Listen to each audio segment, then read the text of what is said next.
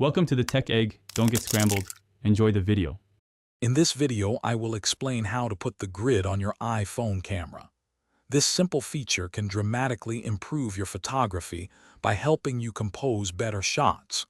We'll walk through the quick steps to activate it, ensuring your photos are always well balanced and visually appealing.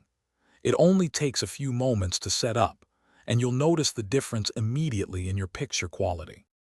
Once you've opened the Settings app, you'll see a long list of options. You need to scroll down a bit until you find the camera icon. It usually has a camera lens graphic next to it. Tapping on camera will take you to a new screen where you can adjust many different aspects of your iPhone's camera functionality, including the grid feature we're looking for. Now that you're in the camera settings, look for a section labeled Composition.